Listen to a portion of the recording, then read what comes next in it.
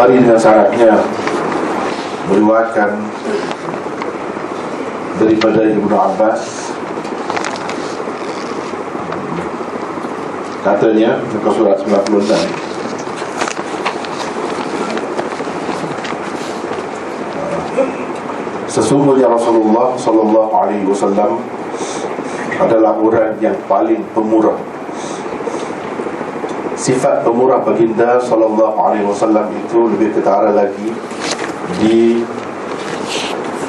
di bulan Ramadan, muka surat 100.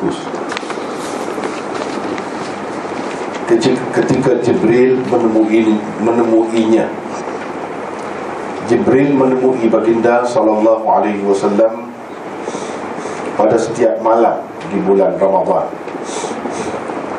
Pada ketika itulah dia, yakni Jibril alaihissalam, bertadarus Al-Quran dengan baginda.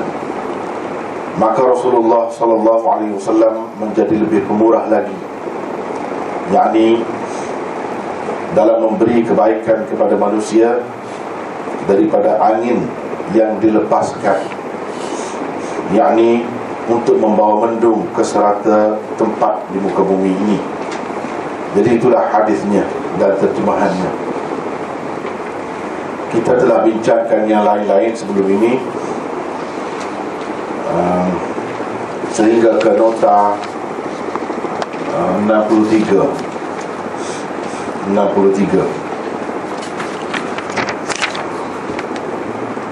Nota yang ke-63 adalah yang terakhir nampaknya.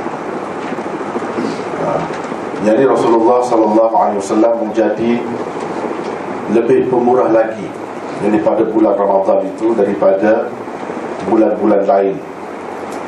Lebih pemurah lagi daripada angin yang dilepaskan. Ajwadu minar rihil mursalah, ajwadu bil khair minar rihil mursalah. Itu hadisnya. Kita pergi ke nota 63.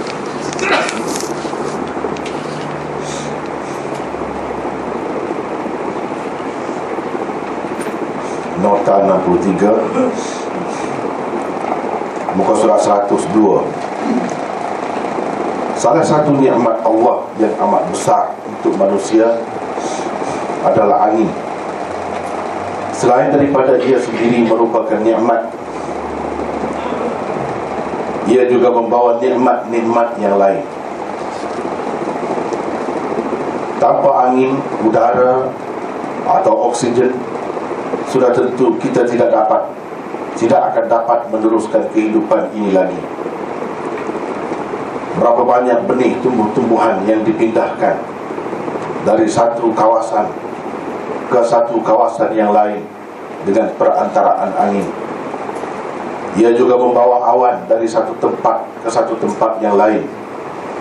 Tidak terhitung banyaknya kebaikan dan peranan angin dalam memenuhi keperluan kehidupan manusia dan lain-lain kehidupan di bumi ini. Sangat banyaklah. Cukuplah firman Allah Subhanahu wa ta'ala di bawah ini dijadikan sebagai bukti tentang kebaikannya. A'udzu billahi minasy syaithanir rajim. Wa huwa alladhi yursilur riyah bushran baina yaday rahmatihi حتى إذا أقلت سحابا ثقالا سقناه لبلد ميت فأنزلنا به الماء فأخرجنا به من كل الثمرات كذلك نخرج الموتى لعلكم تذكرون. Bermaksud, dan dialah, yakni Allah, yang menghantarkan angin sebagai pembawa berita yang menggembirakan sebelum kedatangan rahmatnya, yakni hujan. Yang dimaksudkan di sini ialah hujan. Hingga apabila angin itu membawa awan mendung, kami halakannya ke negeri yang mati, yakni ke daerah yang kering kontang. Lalu kami turunkan hujan di daerah itu. Kemudian kami keluarkan dengan air hujan itu berbagai-bagai jenis buah-buahan. Demikianlah pula kami mengeluarkan, yakni menghidupkan semula orang-orang yang telah mati, supaya kamu beringat, yakni mengambil pelajaran daripadanya. Pun begitu, bukan dalam semua keadaan angin membawa rahmat dan nikmat. Justru ada masa dan ketikanya keadaan kesihatan seseorang tidak mengizinkan tubuhnya terdedah kepada hembusan angin. Malah dalam keadaan-keadaan yang tertentu, angin juga boleh mengamuk dan membawa bencana. Kerahmatan yang dibawa oleh kerahmatan yang dibawa oleh baginda sallallahu alaihi wasallam adalah suatu kebaikan untuk semua keadaan dan untuk semua lapisan masyarakat, tanpa mengira apa darjat dan kasta mereka. Jadi sebab dalam hadis itu disebutkan Rasulullah sallallahu alaihi wasallam pada bulan Ramadan, pada bulan-bulan lain dia memang sudah maklum dengan sifat pemurahnya, tapi pada bulan Ramadan itu dikatakan ajwadu bil khair min ar-rihil mursalah, lebih pemurah lagi dalam menyampaikan kebaikan kepada manusia berbanding angin yang dilepaskan. Jadi dia bandingkan dengan angin. Kemurahan Rasulullah SAW itu dibandingkan dengan angin. Tak apalah, sebelum kita pergi bincang yang dibaca tadi, saya rasa saya nak mengingatkan kita semua tentang penggunaan bahasa. Penggunaan bahasa sekali lagi, sebab benda ni penting, sudah rosak bahasa. Sebab saya cuba tengok, kalau nikmat saya tulis nun n I, kemudian koma tanda ain, ain. Nikmat saya tak tulis nikmat, seperti mana biasa ditulis di dalam buku-buku lain. Sebab apa? Sebabnya beza. Dari segi maknanya tu beza. Mungkin kepada kita rasa tidak ada apa pun, tapi kalau kita renungi, perhatikan, nampak sangat kita ni tak belajar bahasa Arab, tak ambil kira apa yang ada dalam bahasa Arab. Padahal kita pinjam itu, perkataan itu kononnya daripada bahasa dia. Nikmat maknanya nikmat, seperti yang kita faham nikmat Allah. Tetapi kalau nikmat, bahasa Arabnya niqmah, sebab kita Q qaf ke atau kaf ke, semua K jadinya. Kalau Rumi ni K semuanya. Niqmah mana dengan qaf dalam bahasa Arabnya. Kalau Melayu Q tadi, K tadi, kalau Melayu dia jadi K semuanya.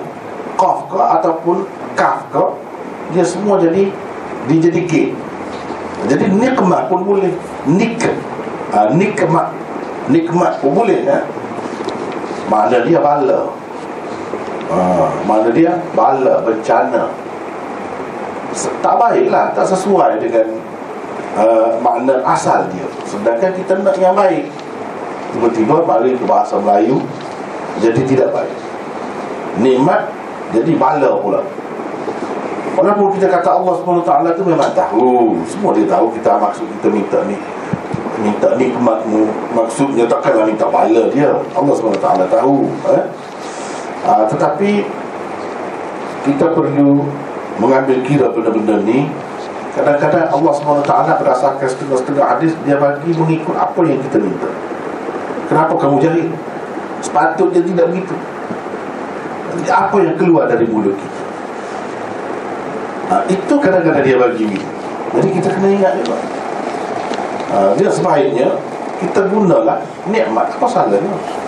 Kalau dulu dalam bahasa Melayu Rumi dahulu pun dia ada semua tu, koma-koma ada. Apa salahnya? Dia boleh memberi makna huruf-huruf tertentu, tanda tu. Tapi saya dengar-dengar akhir-akhir ni, kalau suatu ketika dahulu dia tak bagi tu, kalau nak bubur nama kan, dia tak bagi khabar-khabar. Tapi sekarang ni benar pula. Allah alam sejauh mana kebenarannya, tapi saya dapat tahu gitu. Mana bagus lah, perkembangan bagus, ada kesedaran. Misalnya Abdul Qadir, kita tulis Qadir K, K. Sedangkan Abdul Qadir tak boleh ke? Q ada kan? Rumi tulisan Rumi ada juga Q. Kenapa jadi K? Kalau Qadir maknanya hamba yang keruh. Keruh tak keruh? Kita nak yang jernih. Jadi siapa keruh tu siapa? Hamba tu, kita tu hamba kepada yang keruh tu siapa? Tak tahu. Jadi nampak sangat kejahilan kita. Saya tengok sebab apa saya selalu mengingatkan benda-benda begini, sebab ketara sangat, nampak sangat kejahilan. Saya pun terasa malu juga kalau dengar orang Arab dia nampak jahil. Jadi tak ada orang yang padat di kalangan kita ni, tak boleh nak tegur benda-benda macam tu. Jadi adakah orang-orang yang alim, orang-orang yang pandai itu tidak menjadi rujukan orang ramai? Jadi saya rasa wenang-wenang nama Abdul Qadir. Jadi Qadir tu siapa yang keruh tu? Sedangkan Abdul Qadir, hamba Tuhan yang maha berkuasa. Mana kita mengharapkan sifat itu ada juga pada kita, sebab ini hamba Tuhan yang maha berkuasa. Tapi kalau Abdul Qadir, apa maknanya? Contoh saja, nampak sangat kejahilan. Dia bumbu nama anak perempuan Siti Fatimah, Siti apa ni, Aisyah. Padahal Siti itu maknanya puan. Dengan sendiri dia dapat percuma bila dia jadi isteri orang. Dia tak faham. Tu Aisyah tu orang panggil Siti Aisyah, memanglah dia isteri Nabi. Bukan daripada kecil lagi dipanggil Siti Aisyah. Dia tak faham. Sip tu adalah sesuatu yang percuma. Macam kita bila pergi di pejabat dia panggil encik. Biasalah kita maupun nama kita encik. Adakah patut? Tuan, dia panggil tuan. Kita ketemu tuan. Tapi ada juga kalau macam kita di keturunan dia tuan, itu lain. Kalau encik misalnya kita kata cik, dengan sendiri dapat. Macam tu. Tapi kita kerana yalah, kejahilan lah sebenarnya. Kejahilan benda macam ni meluas dalam masyarakat. Jadi tak sepatutnya. Sebab itu saya selalu mengingatkan, sama juga nikmat maknanya lain, nikmat lain.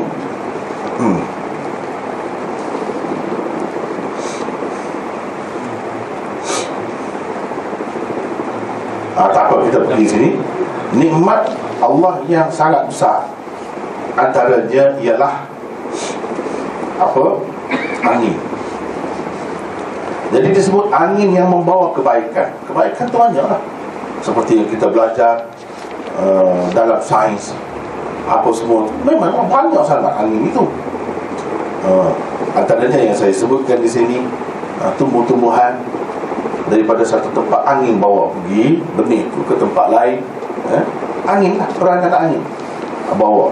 Jadi benda tu tanpa usaha manusia pun, kalau dicampur, diambil kira dengan usaha manusia, kepakaran mereka lebih-lebih lagi lah, nampak ketara. Kalau tidak begitu pun, cara zaman dahulu lah memang begitu. Allah SWT sebarkan kebaikan dengan angin. Selain daripada itu awan, kalau tak ada angin, tak sampai ke satu tempat tu, berpindah-pindah.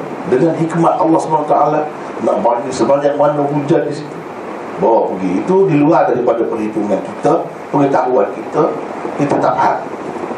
Tapi kebaikan yang dibawa oleh angin, apa awan itu, daripada awan itulah tumbuh-tumbuhan jadi hidup, sehingga tanah yang mati pun jadi hidup. Bila begitu manusia mendapat rezeki banyak. Itulah kebaikannya. Ada yang mendapat padi, ada yang mendapat macam-macam lah, pokok-pokok macam-macam, tanpa kita pergi siram dia. Allah SWT siram dengan limpah kurnianya, dengan kemurahannya, bagi kepada kita macam-macam buah. Walaupun zahirnya air itu sama, ada dari segi zahirnya sama, tetapi kalau kita tengok kepada buah-buah tak sama pula, dari segi rasanya, manisnya dan macam-macam khasiatnya tak sama. Inilah hikmat Allah SWT. Salah satu cara Allah SWT nak menyatakan sifat murahnya, itu cara. Jadi dibandingkan Rasulullah SAW dengan angin yang dilepaskan. Siapa yang melepaskan angin? Allah. Tapi angin ini dalam keadaan kebaikan dia yang banyak tu, bukan sentiasa baik. Ada kalanya bila dia mengamuk, jadilah apa yang kita panggil ribut, ataupun taufan, ataupun badai dan sebagainya. Jadilah macam tu, sehingga musnah. Satu negeri pun boleh musnah dengan sebab angin. Angin lah juga. Kadang-kadang angin itu kita tak tahu. Setakat ini pun manusia tak dapat menguasainya lagi. Macam mana virus itu dibawa oleh angin, bakteria-bakteria yang tertentu yang tidak baik untuk kesihatan kita, dipindahkan oleh angin di luar pengetahuan manusia, tak sampai lagi ke situ. Tapi hasil kajian manusia banyak memberi maklumat kepada kita bahawa ini semua termasuk dalam peranan angin, melalui angin, melalui udara yang kita hidup, menjadikan kita sihat atau tidak sihat. Jadi boleh jadi dengan angin itu kita dapat bala. Sebab itu dalam Quran pun dia ada sebut, Allah SWT nak membinasakan sesuatu kaum, kadang-kadang dia guna angin. Jadi angin sebagai puncak kebinasaan. Angin tidak 100%-nya baik. Gitu. Ada kalanya tidak baik untuk kita. Tapi Rasulullah SAW baik semata-mata. Sebab itu dia banding lebih pemurah dalam membawa kebaikan daripada angin. Nak bandingkan Rasulullah ni, walaupun tengok nampak macam perang dengan orang kafir, tapi hakikat di sebaliknya adalah baik. Hakikat di sebaliknya adalah baik.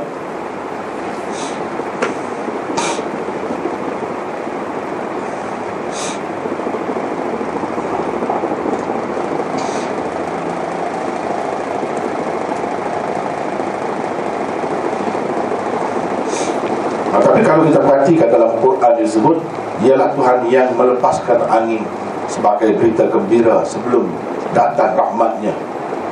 Kalau kita perhatikan di sini, ialah kita tidak membincang ini. Sebenarnya kalau bincang dia panjang pula. Jadi ada awan tu awan yang ringan, memang ada awan yang berat. Awan yang berat itu kita panggil mendung, yang mengandungi air, disebut sahaban thiqala. Sahaban thiqala maknanya awan yang berat, yakni awan yang mengandungi air.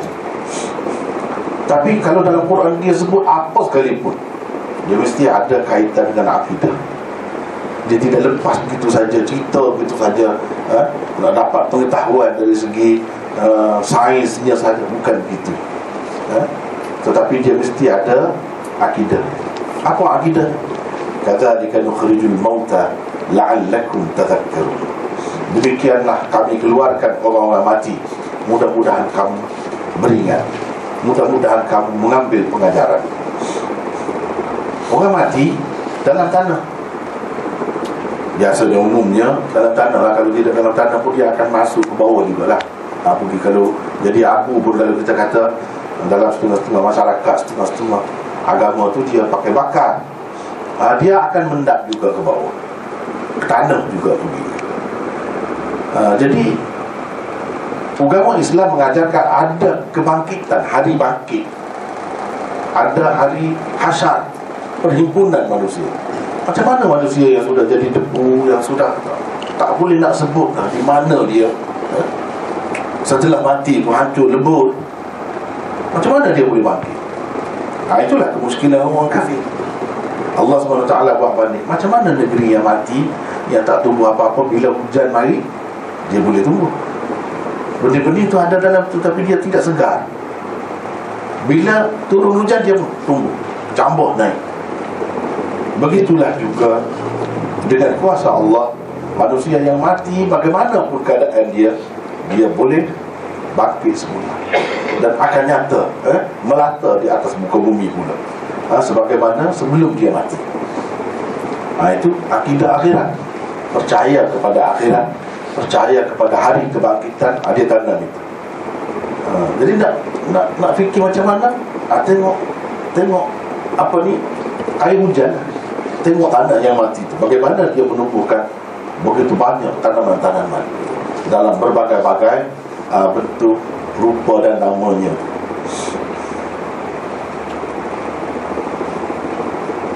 Kerahmatan yang dibawa oleh baginda sallallahu alaihi wasallam adalah suatu kebaikan untuk semua keadaan. Semua keadaan macam mana sekalipun baik.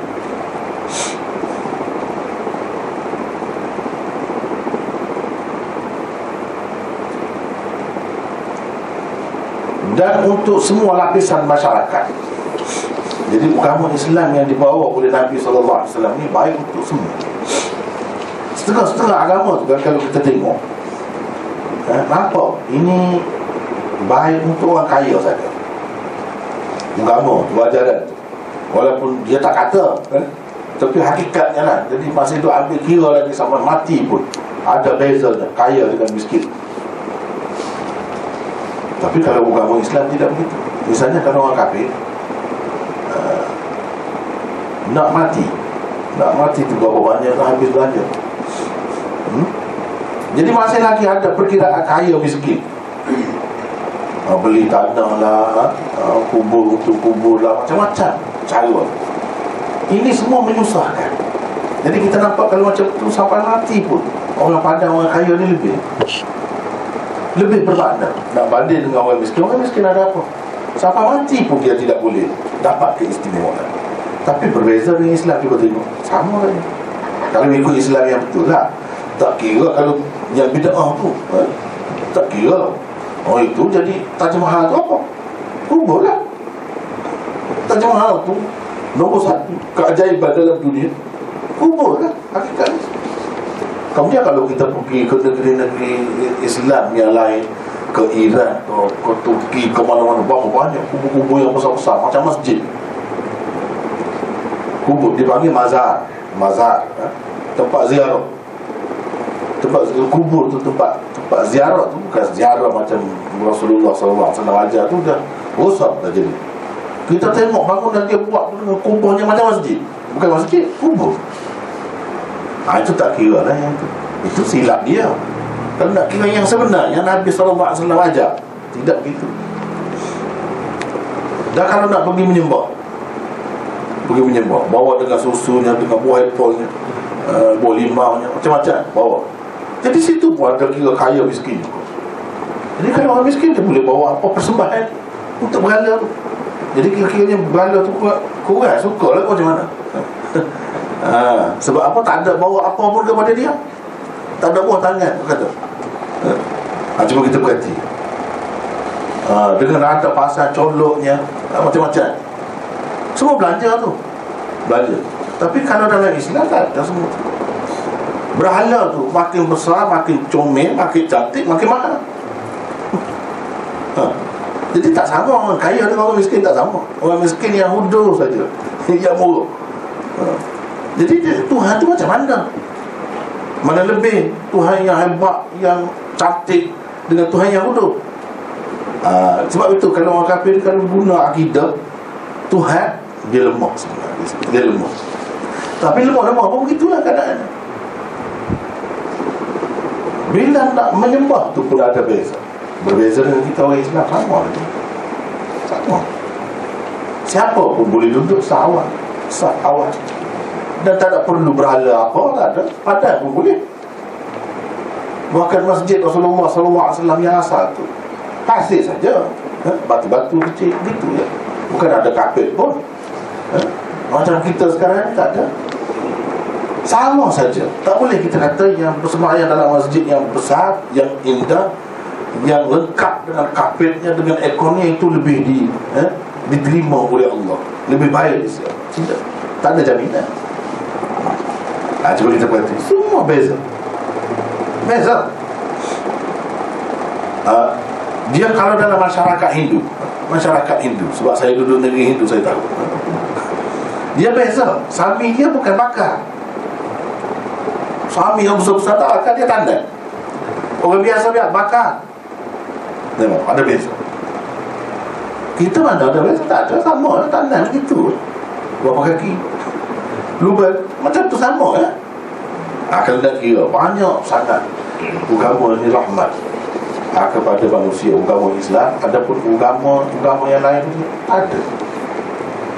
Sebab itu kata Rasulullah bawa ni untuk semua kebaikan dia, bukan kepada orang kaya sahaja. Berapa banyak kita jumpa dalam hadis kelebihan pergi buat haji, umrah tu memang banyak hadis-hadis. Tapi berapa banyak juga hadis-hadis yang sahaja sebut orang yang buat gini-gini sama seperti pergi buat haji 7 kali, sama seperti buat umrah. Kenapa? Nak cerita jangan rusing orang yang susah, orang yang miskin. Dia keikhlasan kita tu Allah SWT tengok. Memanglah dia letak itu sebagai rukun, sebagai sunnah Nabi SAW. Tapi bukan terhenti di atas itu. Kadang-kadang kalau seseorang itu ikhlas hati dan Tuhan boleh terima, gandakan ibadat dia, dia melebihi haji itu. Sebab mungkin orang pergi buat haji, pergi buat umrah, bagi dia tidak ada apa, tak ada rasa susah pun, sikit pun, sebab dia kaya. Jadi macam mana dengan orang miskin, orang susah? Tak ada peluang langsung lah nak dapat pahala haji, pahala umrah. Tidak, dia mesti ada bagi ruang. Itu kelebihan agama Islam. Mana orang miskin dia tidak berasa tersisih, tidak berasa diketepikan, tidak berasa tersingkir. Tidak. Itu kelebihan agama Islam. Jadi kan itu rahmat untuk orang kaya dan juga orang miskin. Kalau dari segi ibadat, dari segi apa, sama. Yang lain-lain pun sama. Bila pergi ke Mekah, tak ada raja, tak ada apa, sama saja pakai apa? Ihram tu sama. Di situ nampak berbeza dengan agama lain. Berbeza dengan agama lain. Sama ada dia orang-orang alim ataupun ketua-ketua agama dia putuskan hubungan dengan dunia langsung tak boleh. Orang yang rapat dengan Allah SWT hanyalah orang yang memutuskan hubungannya dengan dunia. Itu fahaman agama lain. Sama ada Kristian ke, Buddha ke, Hindu ke, apa ke, dia tak boleh kahwin. Dia tak boleh pakai yang cantik-cantik, satu warna saja pakaian dia. Tengok, tak seimbang. Agama Islam lah satu-satunya agama yang bagi sama. Orang alim, orang yang rapat dengan Allah SWT macam Nabi pun dia kahwin. Dia makan makanan-makanan yang sedap. Dia tidur di atas katil juga. Dia ada tilam juga. Dia ada bantal juga. Dia makan yang sedap-sedap juga. Tidak kata bila orang yang rapat dengan Allah SWT dia putus hubungan dengan dunia. Dia tak ada. Bahkan kalau kita tengok dalam sejarah kita, umat Islam ni, orang-orang yang macam tu lebih kuat. Kalau kita nak kata dunia lah, misalnya kalau kita sekarang ni biasanya, termasuk saya sendiri, ramai lagi di antara kita, berapa orang isteri? Seorang lah. Dunia lah kalau kita kata dunia. Sebab Nabi SAW kata hubbiba ilayya min dunyakum thalathun. Dimasukkan, ditanamkan dalam jiwaku rasa cinta kepada dunia kamu 3 perkara, terhadap 3 perkara. Salah satunya isteri. Perempuan, dia kata. Perempuan. Sahabat-sahabat dulu, Abdurrahman bin Auf 16 isteri. Dia tidak syiah, dia bukan muta'ah. Jangan musik lah itu. Tapi kehidupan dia tu tak ada kata rusing, susah, tak ada. Dunia lebih daripada kita dia dapat. Dengan hamba sayanya lagi. Hamba sayanya lagi. Dunia dia dapat lebih. Sama juga yang perempuan. Bukan kata perempuan tu tak boleh kahwin ramai, tidak.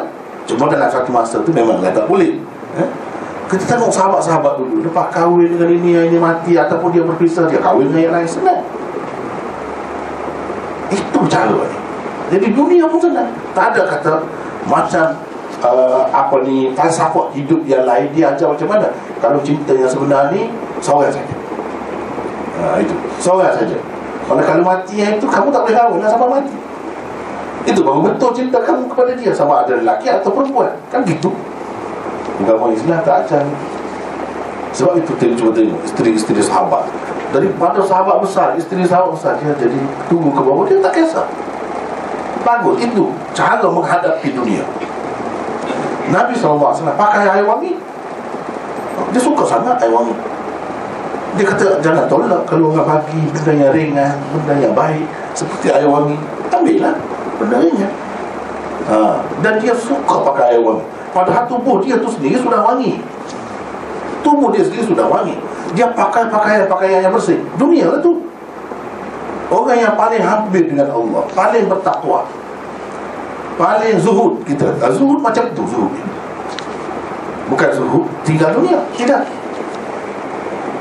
Zuhud tidak terikat hati dengan dunia, ya betul. Tapi dari segi kenikmatan dunia, semua dia dapat. Semua dia dapat. Jadi berbeza dengan agama-agama lain, di mana ahli-ahli agama putus hubungan dengan dunia, tak dapat nikmat dunia, tak dapat rahmat Allah SWT dalam tak dapat. Orang ramai saja yang dapat benda macam tu. Tak seimbang. Nampak sangat tak seimbang. Jadi Islam yang Nabi SAW bawa kebaikan dalam semua perkara. Tidak kata orang jahil saja yang dapat nikmat, orang alim pun dapat nikmat. Sebenarnya tak ada jadi masalah. Ya, untuk menjadi kaya siapa halalnya? Tak jadi halalnya. Kamu harta kamu kalau duit kepada bawah dia sampai ni bumbung, tak kisah. Tak apa dalam Islam. Asalkan jaga hak-hak orang yang berhak. Wa fi amwalihim haqqun lis-sa'ili wal mahrum. Itu saja panduan. Pada harta mereka ada hak orang-orang lain. Hak itu dia sudah bagi dia. Yang wajib macam zakat, itu sudah bagi yang wajib itu sesat. Yang lain-lain sudah banyak kelebihannya, diberi galakan yang begitu banyak sekali. Jadi kita nampak seimbang. Tidak kata ada mana-mana pihak yang terbiar dalam Islam ini. Tengoklah dari sudut mana sekalipun, semuanya terbela. Semua terbela.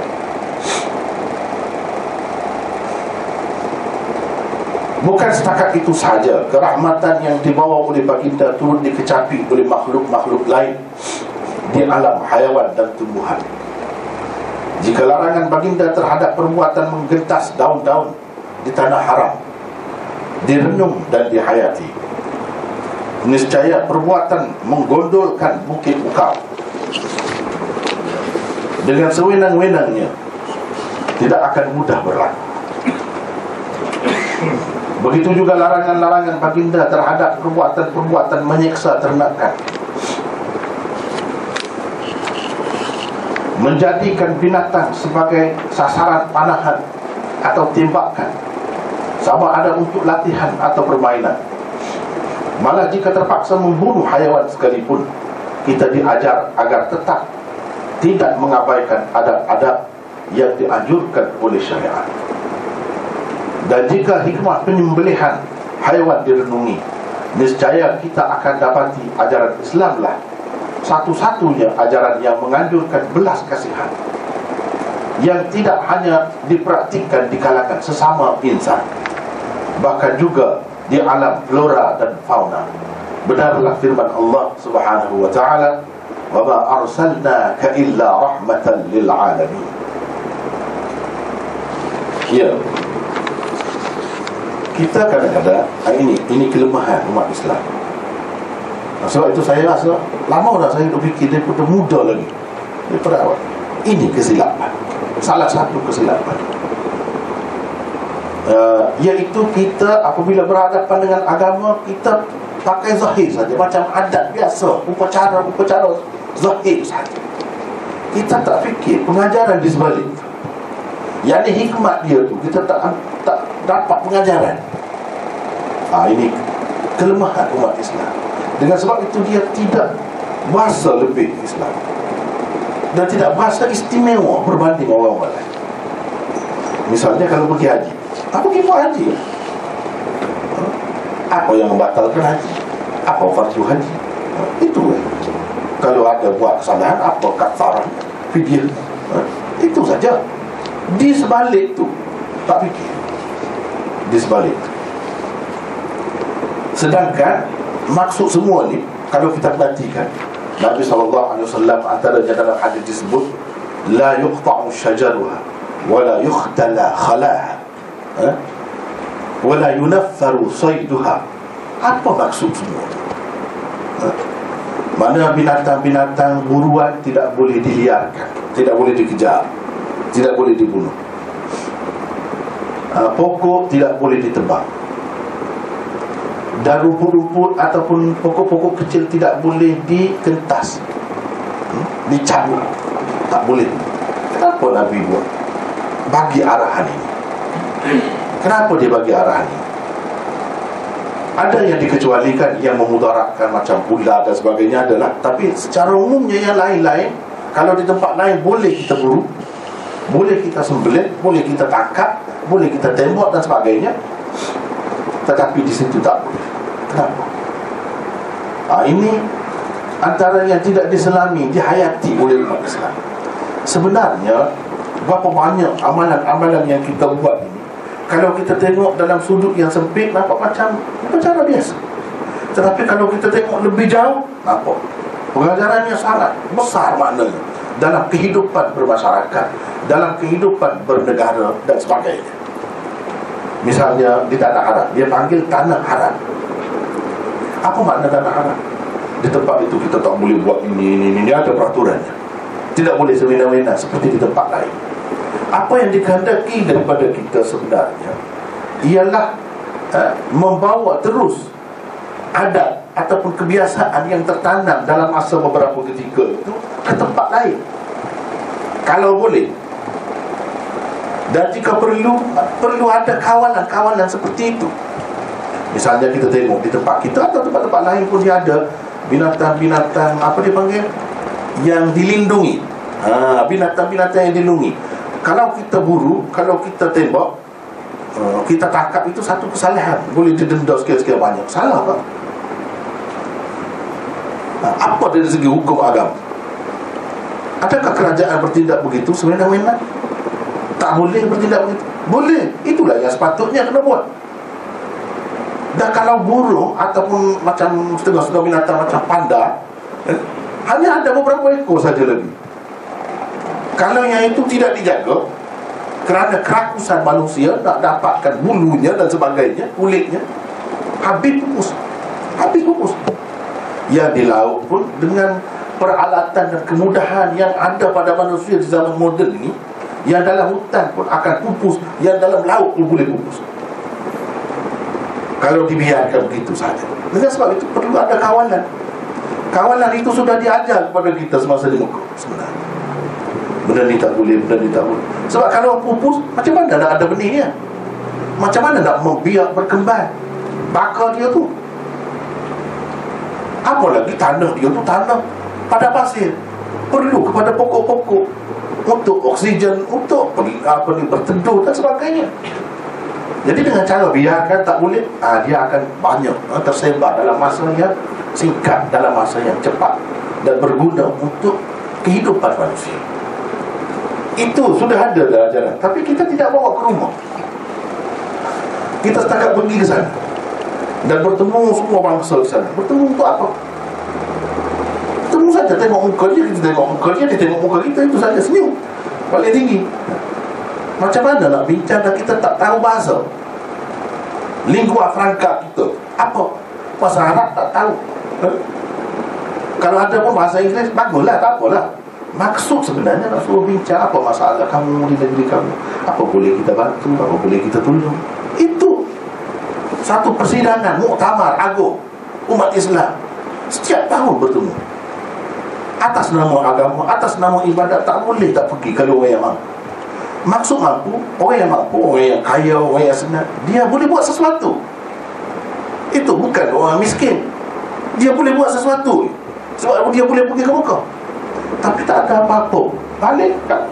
Sebab itu kita ramai pun tak ada apa kesan, tak terbela umat Islam.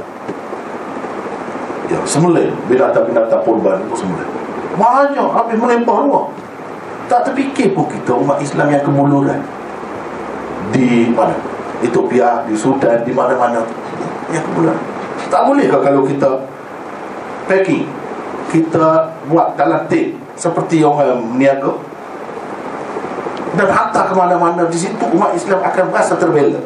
Begitu juga dengan daging kurban, di mana-mana terbiak, tak boleh makan. Itu darah tinggi. Yang ini cuma nak hutang mana? Banyak sangat lagi. Tak boleh kalau kita fikir. Inilah sebab kita tak fikir apabila buat sesuatu ibadat kan setakat itu saja. Padahal benda tu boleh dikembangkan, boleh dipanjangkan, boleh diperluaskan kepada umat Islam yang lain. Dengan begitu umat Islam kalau kita hantarkan kepada dia dalam bentuk sadin, dalam bentuk di dalam tim misalnya, dia akan merasa umat Islam jauh sangat ingat kepada saudara dia di sini. Mesti jadi lain. Berubah selalu hidup. Ni kita masa putus hubungan, tak ada hubungan. Sebab apa? Dipisahkan oleh penjajah melalui atas nama bangsa-bangsa. Ini dengan nasionalis dia, ini dengan nasionalis dia. Jadi bermusuhan. Tak ada persaudaraan Islam. Dalam mengamalkan ajaran Islam pula sempit. Jadi maksudnya dia suruh berhati-hati. Kalau di tempat misalnya di padang pasir, mesti dikendaki rumput-rumput, pokok-pokok banyak. Yang banyak macam negeri kita pun tak boleh kita semena-mena. Bukit yang ada itu pasak bumi. Tuhan sudah kata, kalau pasak di mana baca paku lah. Kalau rumah kayu, buat paku. Gegar sikit, cabut habis lah. Selengok dah rumah. Berapa banyak dalam dunia ni kalau digondolkan bukit dan diratakan bukit untuk keuntungan dunia, untuk keuntungan kita kata perniagaan, berapa banyak jadi setengah-setengah negeri itu jadi bergegar, bumi apa. Tidak seimbang. Sebab itu bukan tak boleh nak buat projek yang besar-besar pun boleh, tapi mesti kena ada perhitungan berdasarkan ilmu. Kena mengambil kira ilmu. Sebab apa? Sebab ini Islam ni untuk rahmat kepada sekalian alam. Jadi kalau kita kemudian harinya terancam hidup kita, apa makna? Itu sebenarnya pengajaran daripada yang Nabi SAW kata tidak boleh diburu binatang buruan. Binatang buruan itu macam kijang, macam burung-burung. Tak boleh, semua tak boleh. Sebab itu aman. Wa man dakhala kana amina. Sesiapa yang masuk ke kawasan itu aman dia. Naknya kalau boleh dunia ni semua jadi aman macam tu. Pergi ke situ pun aman, pergi ke sini pun aman. Orang Islam belajar di mana? Di Mekah. Situ asas dia, asas politiknya. Situ. Tapi kita tak bawa benda tu. Burung-burung kalau mati, binatang-binatang ni kalau tak ada, macam mana nak bawa benih-benih ke tempat lain? Sedangkan kita tahu perkembangan benih-benih tanaman, tumbuh-tumbuhan apa banyak melalui binatang-binatang ni selain daripada angin. Sebab itu Nabi SAW tak bagi. Mana perlu dikontrol benda ni. Banyak-banyak pun dia boleh habis. Kalau zaman dahulu ialah dia dengan kita kata dengan jebak dia, dengan perangkap dia gitu saja, dengan panah terlalu terhad. Zaman sekarang tidak begitu boleh habis. Jadi kalau kita belajar daripada buku, banyak sangat pengajaran. Dalam kawasan ni tak boleh buat benda ni. Ingat kepada Allah banyak. Yang dikehendaki dalam dunia lain pun begitu juga. Sama juga kita kata itu yang setahun sekali, yang seumur hidup mungkin seseorang itu sekali saja, wajib atas dia. Yang kita sembahyang tiap-tiap hari dalam masjid ni apa? Sama juga, tapi tidak dihayati. Sebab itu jadi macam biasa. Nak kelebihan masjid, nak kelebihan saf awal, saf pertama, itu saja. Tak fikir dari segi apa pengajaran di sebalik ibadat jemaah apa. Apa maknanya iman? Apa maknanya makmum? Kenapa ada peraturan-peraturan? Masjid itu apa makna? Tak sampai ke situ. Sebab itu umat Islam dia tidak meningkat dari segi pemikiran dia. Sebab dia tak faham hikmat di sebalik ibadat-ibadat yang dia buat. Padahal di sebalik ibadat-ibadat yang dia buat banyak hikmatnya, politiknya. Maknanya umat Islam kalau duduk di satu kawasan, di satu tempat, satu negara, satu negeri, mesti kita ada ketua. Jangan tak ada ketua. Itu maksudnya. Ketua tu yang ikut, bukan dia sewenang-wenang ikut suka dia, tidak. Kita pun tahu dia sepatutnya buat macam mana. Dia pun tahu apa yang sepatutnya dia buat. Yang dia buat mengikut perintah Allah, bukan ikut perintah Inggeris, orang putih ataupun fikiran dia sendiri. Bukan. Kalau nak kira nak baca hadis, baca, boleh baca. Tak boleh. Kalau dalam sembahyang kena baca Quran. Mula-mula Fatihah, begini peraturan dia. Semua ikut itu. Kalau pemimpin salah, tegur. Kalau tegur, dia kena ikut. Tegur bukan semena-mena. Yang kata Tuan Imam baru satu sujud, jangan begitu. Kena kata subhanallah. Itu adab bermasyarakat, bernegara, adab rakyat dengan pemimpin. Ikut cara Allah. Semua nak kerajaan Allah semua. Ini kadang-kadang rakyat begini, pemimpin macam lain. Pemimpin ideologinya mungkin sosialis, komunis, rakyatnya demokrasi. Atau pemimpin tak sama, macam mana? Sedangkan yang dikehendaki dalam sebuah masyarakat Islam, semuanya ikut Allah, perintah Allah. Itu yang dikehendaki. Dalam masjid, adakah kita buat sesuka hati kita nak main-main ke semua? Tak ada. Jadi yang dikehendaki sebenarnya, kita belajar daripada masjid, keluar tu pun begitu juga. Tapi bila kita keluar, tak ada hubungan langsung dengan masjid. Tak ada.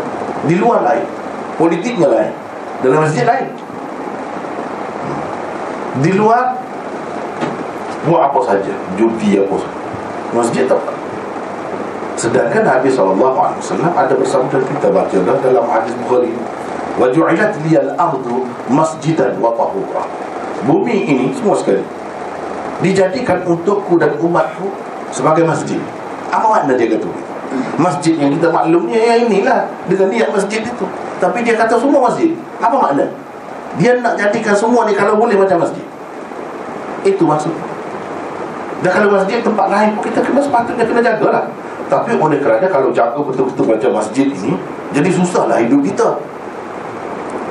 Tapi maksud dia sebenarnya, dia nak bawa tu, ruh pengajaran itu, semangat persaudaraan itu, sebagaimana dalam sembahyang. Kenapa jadi lebih sembahyang jemaah tu? Ketika yang ni lupa, yang ni tak lupa. Jadi dia kira satu, dalam satu kesatuan. Ketika ini lupa, yang ni tak lupa. Tapi kalau kita sembahyang seorang, ketika kita lupa tu kosong. Tapi kalau sembahyang semua, dia kira sama. Begitulah juga kehidupan masyarakat. Kalau yang ini dia kurang dari sudut ini, dia tidak tukar, dia tak pandai buat rumah, yang seorang lagi pandai. Yang ini dia tak boleh, dia tidak bekerja, dia tidak berkawan, dia tidak kerja di pejabat. Yang ini dia kerja. Keperluan masyarakat Islam itu dapat dipenuhi dengan jemaah. Itu sebenarnya. Tapi kita tak bawa benda ni setakat masjid. Itulah rugi. Siapa yang rugi? Padahal ajaran agama Islam itu sangat tinggi, mengajar cara hidup bermasyarakat, cara hidup bernegara. Sebenarnya bukan sekadar amalan individu begitu saja, walaupun zahirnya nampak begitu. Tapi Nabi SAW tak cerita. Kita cerita apa sebab dia buat. Memang ahli hikmat begitu, takkanlah semua dia nak cerita. Kita kena faham-faham lah. Kalau kita ni anak yang cerdik, kita kena faham kenapa ayah kita buat begitu. Ayah kita semua orang akui dia tu orang yang baik, orang yang bijak, contoh. Mesti kita kena fikir kenapa dia, mesti ada. Tak perlu dia sebut semua perkara. Hikmat itu dia, kita akan dapat sebut ke tidak sebut. Misalnya dalam buah ni ada vitamin ini, vitamin ini, vitamin ini. Omega itu, omega ini ada. Omega 3 macam-macam omega. Dulu tak ada. Tak tahu pun. Jadi kalau dulu semasa orang tak pandai sebut benda tu, dia tak ada ke? Ada. Sebut ke tidak sebut, khasiat tu tetap ada. Cumanya kita kena sedarlah. Bila kita tahu ini kita kurang dari segi vitamin ni, dalam ni banyak vitamin ni, kita akan bersungguh dengan sedar. Kalau beli pun kita sanggup. Dan begitu. Tapi kalau kita tak sedar apa kelebihannya, kita tak akan bersungguh. Itulah keadaan umat Islam. Jadi kalau kita perhatikan Nabi SAW ni, semua amalan dia jadi rahmat, murah sangat dengan kebaikan. Semua ni kebaikan yang dibawa oleh Rasulullah SAW.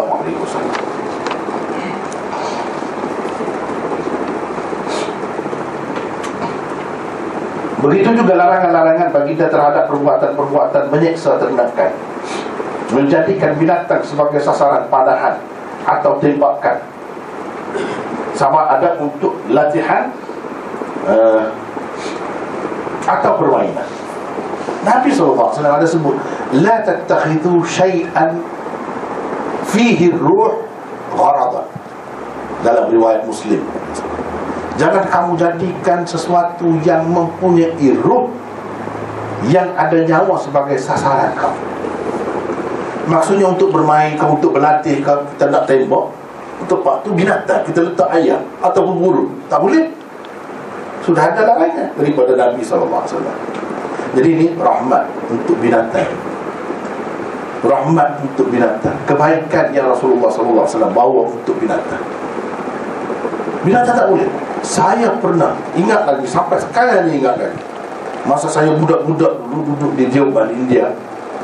Orang Hindu ni, dia tak boleh makan binatang semua, tak boleh.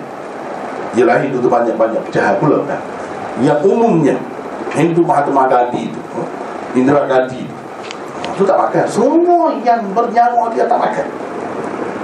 Maknanya orang kita panggil sekarang ni pure vegetarian, sungguh-sungguh vegetarian, tak makan langsung. Lembu tu Tuhan lah. Lembu mana boleh lembu? Tidak lembu pun tak boleh. Kambing tak boleh, ayam tak boleh, semua tak dapat. Kesian. Kadang-kadang kita fikir kesian, ruginya apa-apa ni. Dia terpaksa lah kena menghiburkan hati sendiri kerana akidahnya dia pegang. Rela nak makan kacang dal pun, kacang dal saja, rela. Tapi saya tengok tak betul manusia ni buat. Hindu, saya tengok dekat satu kilang gula, besarlah kilang gula tu. Dia orang kampung bawa pergi ke situ, tebu banyak lah. Dia muat di atas kereta lembu, kereta kerbau, penuh. Jadi nak sampai ke dalam tu saya tengok, dia seksa binatang teruk. Sampai hari ni saya tak lupa, sampai mati binatang. Padahal dia tak makan binatang. Atas dasar kena hormat binatang. Binatang ada nyawa, yang bernyawa kita kena kesian. Tapi sampai macam tu dia buat. Dia pukul lah bila jatuh kan.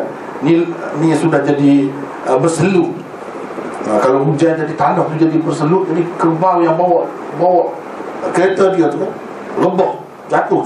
Dia pukul suruh bangun, sampai mati pun ada binatang. Itu kita nak ceritanya penganut-penganut agama yang terlalu menghormati binatang, tak mahu makan binatang. Kononnya itu makhluk yang bernyawa, kita kena kesian kepada dia. Di mana kesian?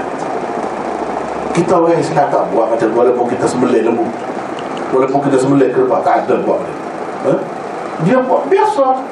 Oh, teruk. Jadi benda ni Nabi SAW sudah cerita dah dulu. Binatang pun tak boleh buat macam tu. Jadi kita nak berlatih, kita nak main ke, kita jadikan sasaran. Macam sekarang ni kita tembak, siapa yang lebih tepat kena mati, dia dapat hadiah ke apa ke, tak boleh. Benda lain kena jadikan sasaran. Binatang tak boleh. Cuba kita tengok sini. Nabi SAW bawa rahmat kepada binatang. Agama Islam mengajar kita supaya jaga binatang.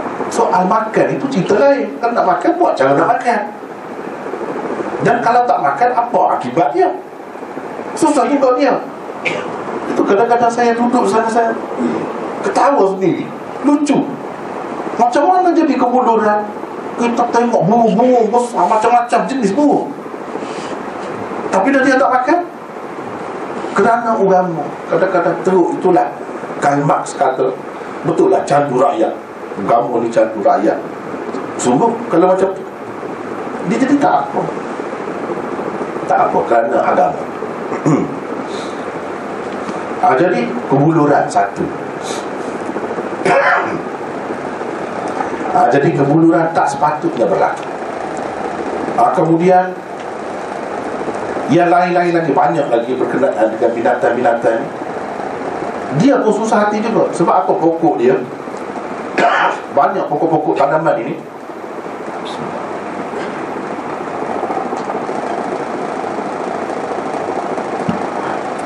macam-macam lah. Dia ada kebun. Dan dia letak apa ni, kita panggil bahasa Melayu kita ni, dia buat macam orang kan, pakai baju gitu, dia tarik tu. Orang-orang kan, orang-orang dia buat gitu, burung tak lari, dia tak luda. Jadi dia tetap makan hasil-hasil tanaman tu kan tau. Dia penat jaga. Nak jaga gandum apa dia makan oleh binatang-binatang. Dan binatang tu kalau dia tarik itu, orang-orang tadi tu nak bunyi riuh, tak lari. Sebab binatang ni pun dia ada akal juga cara dia. Walaupun tidak seperti manusia, dia ada juga kesedaran itu. Dan dia tahu kalau kita bawa ini senapan, dia lari. Kalau kita bawa kayu saja, dia tak lari. Dia tahu. Jadi susah hati. Kenapa? Sebab kita tak makan. Cuma kalau tangkap dia sembelih, takut juga dia jadi liar. Dengan orang-orang itu cukuplah dia lari. Ni tak takut. Kan satunya rugi, kita tak dapat nikmat tu orang lain. Kaya-kaya, orang lain senang nikmat makan mahal itu, daging-daging itu. Kita tak makan. Lepas tu ia mengancam pula tanaman-tanaman manusia. Itulah hikmat kenapa agama Islam membenarkan makan binatang-binatang. Kalau tidak, tak terkawal banyak sangat. Dan kalau lembu dia hormat sangat, kereta api tu berhenti. Kereta api tu berhenti. Pasal apa? Lembu jinak sangat. Dia tak takut apa. Orang hormat. Kadang-kadang orang lalu orang sembah dia. Jadi terpaksa kena berhenti dia tak. Pergi elok dia, pergi halau dia dengan lembut, halau dia. Tapi yang pukul tadi pun ada juga yang pukul lembu tu. Yang pukul sampai mati. Kerana lembu tu penat buat kerja sampai buih-buih mulut, dia pukul. Suruh bangun juga. Tarik kereta lembu. Tapi di satu pihak yang lain, lembu-lembu tu kalau dalam bandar bebas saja berjalan, gemuk-gemuk yang besar-besarnya. Itu kerugian. Lepas tu sehingga jadi susah perjalanan. Perjalanan manusia ni, kereta api ke kereta terganggu. Dengan sebab ada binatang banyak sangat, terutamanya yang dia anggap suci. Ini yang buat macam ni bukan orang biasa, orang cerdik-cerdik. Tapi dia jadi buta dengan sebab agama. Dia jadi buta dengan sebab agama. Kita kata sembelih boleh, nak makan boleh. Ada bagilah setengah-setengah benda tu, ada yang tak boleh. Tapi secara umumnya dapat mengawal keseimbangan alat. Tidak jadi terancam susah kita sendiri juga kemudian. Jadi di sini kita nampak berbeza agama Islam nak banding dengan agama yang lain. Sehingga kalau dalam sembelih kita kata nak makan, ini pun saya tengok dalam internet lah. Tengok cara nak mematikan binatang ni, mungkin kita semua tengok sekarang ni, boleh tengok semua kan. Teruk-teruk dia sepak lah, dia pukul lah, dia itu rembas kata, tertanam, dan dia pulang ikut suka hati nak mematikan binatang, ikut suka hati. Jadi kadang-kadang kesian dia. Nak boleh kau mati tu binatang tu, macam mana cara dia? Kesian. Itulah sebab itulah kita nampak cara sembelih yang Nabi SAW ajar adalah cara yang terbaik. Nak buat main-main, nak menyeksa binatang tak boleh. Tapi kalau nak makan dengan sembelih boleh. Itu pun dengan syarat. Syaratnya apa? Orang yang percaya kepada Allah, yang ni Islam. Kalau tidak Islam tak boleh. Sebab apa? Sebab ini nikmat Allah. Dan dia ni ke mana-mana pun bukan padi, bukan gandum, binatang. Dia ada beranak pinak juga. Dia ada sakit juga. Kalau sakit tu dia terberak, terkencing juga. Jadi kalau nak boleh pun dengan orang tu percaya Allah yang membenarkan. Untuk keseimbangan hidup manusia, untuk memenuhi keperluan hidup manusia yang paling penting di kalangan makhluk Allah, dia kena ada fahaman itu. Kalau tak ada, tak boleh. Sembelih pun tak boleh. Itu kita nampak tu apa maksudnya di sebalik peraturan-peraturan yang seperti ini. Dan Nabi SAW ada bersabda, Inna Allah katabal ihsan ala kulli syai. Inna Allah katabal ihsan ala kulli syai. Idza qataltum fa ahsinul qitlah, wa idza dhabhtum fa ahsinul dhibha. Allah SWT mewajibkan adanya belas kasihan pada setiap benda. Jangan tak ada belas kasihan. Jangan tidak ada timbang rasa dalam apa perkara pun. Dalam apa perkara mesti ada pertimbangan itu. Itu Allah telah wajibkan. Nabi kata, kita nak mengukur, nak apa pun, mesti ada itu. Jangan tak ada belas kasihan. Mesti kena ada ihsan. Bila kamu membunuh, bunuhlah dengan cara yang terbaik. Bila kamu nak sembelih, sembelihlah dengan cara yang terbaik. Yang ni bunuh, ada kes bunuh kan, kisos. Orang bunuh orang, kita nak bunuh balas ni. Kesalahan-kesalahan tertentu yang kena bunuh. Nak bunuh macam mana? Fa-ahsinul qitlah. Ahsinu, ihsankanlah. Biar ada unsur ihsan, belas kasihan tu dalam cara membunuh tu juga. Nabi kata, jangan buat sewena-wena, sesuka hati. Bila kamu nak sembelih, boleh. Keharusan untuk makan binatang ni kena sembelih dengan cara Islam, apa semua tu. Tapi kena ada juga ihsan. Fa-ahsinu, kena ada juga unsur ihsan itu dalam sembelihan kita. Sebab itu Nabi SAW ajar. Maksud sembelihan itu dalam nak mematikan binatang untuk makan lah.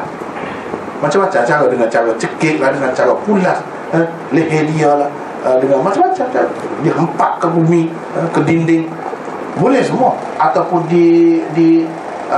injek, dia masuk ubat mati, jadi mati racun. Ataupun di karan, pasang karan mati, boleh, semua boleh. Tapi semua tu kalau kita perhati banding tu, tak boleh nak lawan sembelih. Sembelih yang Nabi SAW ajar, di situlah terletak ihsan. Ada ihsan. Pada yang lain tidak ada ihsan. Jadi maksud Nabi SAW kata, fa-ahsinu adz-dzibha, elokkanlah atau biarlah ada unsur ihsan di dalam menyembelih itu. Memang jelas ada unsur ihsan. Sebab apa? Dia syarat dia ada beberapa perkara. Antaranya Nabi SAW tekan sangat, biar tajam, pisau jangan tak tajam, bisa kali gitu. Inilah yang saya sebut di sini. Cuba kita tengok. Walaupun pada pandangan mata kasar kita, penyembelihan adalah satu bentuk penyiksaan dan penganiayaan. Jadi orang-orang yang anti penganiayaan terhadap binatang ni, dia masukkan juga orang Islam sekali dalam tu. Jadi dia kata tengok dia zalim, tunjuk. Memang seksa semua lah. Tapi termasuklah sembelih tu pun ditunjuk juga. Jadi orang Islam tu termasuklah dalam golongan yang zalim juga, yang menganiayai, menyiksa binatang juga. Kira-kira dia tidak faham. Dia tidak faham. Tetapi sebenarnya penyembelihan merupakan satu-satunya cara pematian yang paling tidak menyakitkan yang sebenarnya. Dan benda ni baru orang tahu sekarang. Berdasarkan kajian moden, baru orang tahu. Dah selama mana dah Nabi SAW cerita. Nasib baik kita umat Islam ni, kita tak faham pun kita tu macam tu, selesai. Kita selesai. Kita tidak menganiaya, kita tidak menyiksa. Tapi orang-orang lain tak dapat kelebihan itu. Kenyataan ini jelas telah dibuktikan oleh kajian sains yang mendapati perasaan sakit tidak akan dirasai oleh manusia dan haiwan tanpa penafsiran otak terlebih dahulu. Dia otak tu tafsir sakit, baru berasa sakit. Kalau otak tu tak boleh tafsir, tak akan berasa. Hakikat walaupun zahir nampak matilah, tapi hakikat di situlah terletaknya tidak ada penyiksaan. Di situ letak. Dan cara yang paling berkesan untuk menghalang isyarat sakit tersebut daripada sampai ke otak adalah dengan memotong urat saraf yang berperanan sebagai penyampai maklumat berkenaan terlebih dahulu.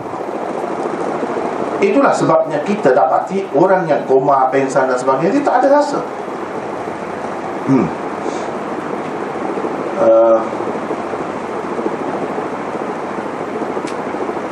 Berasaskan hikmat itulah anda akan dapati di dalam hukum syariat Islam, hukuman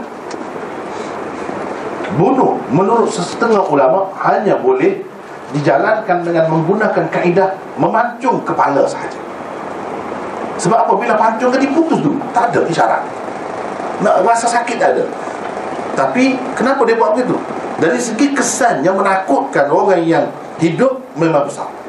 Orang takut tengok kepala terpisah daripada tubuh, jatuh tergolek situ. Mana tak takut?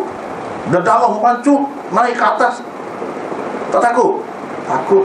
Tapi kalau macam gantung ke, ataupun dengan kita kara duduk atas kursi elektrik ke dan sebagainya, orang tak tunjuk pula kepada orang, mana orang nak takut?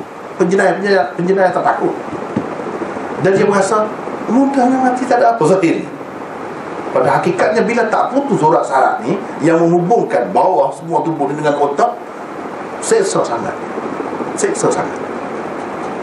Dari segi hikmat agama, orang yang dibunuh tu tak sakit mana. Nak banding dengan cara-cara lain, sakit tu sakit juga, tapi nak takut sebelum kena bunuh tu pun bukan main dah, Tapi nak banding dengan yang lain, itu paling ringan.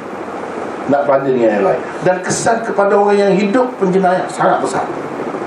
Sebab itu dia benarkan, bukan mesti benarkan orang dipertontonkan kepada umum, bukan secara sulit. Kalau secara sulit orang tak takut. Sebab itu kita tengok orang tak takut, lepas satu-satu mati.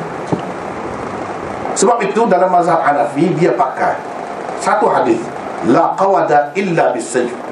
Tidak ada hukuman balas, hukuman bunuh balas melainkan dengan pedang, yakni pancung. Walaupun jenayah yang dilakukannya macam-macam lah, tak sama lah, dia bunuh dengan alat-alat lain, mungkin, tetapi hukuman terhadapnya kena pancung saja. Itu mengikut mazhab Hanafi. Sebab apa? Hikmat tadi lah. Tapi kalau kita mengikut mazhab-mazhab lain, termasuk Imam Syafi'i, Bukhari dan lain-lain, dia kata tidak. Itu salah satu cara yang dibenarkan, dengan pedang pancung. Tapi kalau nak cara lain, boleh juga, iaitu cara seperti mana dibuat. Dia buat macam mana, dia bunuh macam mana. Kita boleh bunuh dengan menggunakan cara itu juga. Sebab boleh jadi ahli keluarga, wa man qutila mazluman faqad ja'alna li waliyhi sultana, dalam Quran kata, siapa yang terbunuh secara dizalimi, kami berikan hak kepada keluarga dia untuk menuntut bela, jadi untuk mendapat kisah. Jadi dia boleh bunuh, boleh jadi dia tak puas hati, dia tengok ayah dia kena tembak, bukan main seksa. Tembak kaki dulu, bukan tembak jantung terus, kaki dulu. Bayangkan, tembak tangan, tembak sini, seksa. Jadi boleh jadi dia tak puas hati kalau tiba-tiba mati dengan mudah. Apalagi kalau dia tahu hikmat ini. Boleh jadi keluarga tu tak puas hati. Bila tak puas hati, macam mana cara dia? Dia nak buat macam tu, boleh, kalau mengikut mazhab-mazhab yang lain. Wa jazaa'u sayyi'atin sayyi'atun mithluha. Itu salah satu alasannya, balasan kepada kejahatan adalah kejahatan seumpamanya. Keburukan yang dia buat macam mana? Kalau dia tembak macam tu, katakanlah seorang anak tu tengok ayah dia kena tembak macam tadi, tembak sini kena seksa, dia nak buat macam tu, boleh. Tapi tidak mengikut mazhab Hanafi lah. Tidak mengikut mazhab Hanafi. Mazhab Hanafi dia pegang la qawada illa bisayf, tidak ada pembunuhan balas melainkan dengan pedang. Hikmat di sebaliknya ialah tadi. Tapi Allah SWT bagi kepada kita, kita rasa lebih baik ini terpulang kepada orang yang berkenaan, dia nak balas macam mana. Kalau diberi racun sikit-sikit, bagi biar dia mati, biar dia rasa macam tu, zahir pun macam tu juga. Ini satu pilihan yang lain. Jadi ketetapan kata pancung tu tidak mestilah. Kalau nak pilih cara yang lain pun boleh juga, berdasarkan mazhab yang lain. Jadi itu caranya. Tapi kalau nak kira kenapa hukuman pancung itu ditonjolkan dalam Islam dan sembelih, sebab itu hikmatnya ialah nak mengurangkan penyiksaan. Tetapi kesannya sama, bahkan lebih juga daripada yang lain. Orang takut.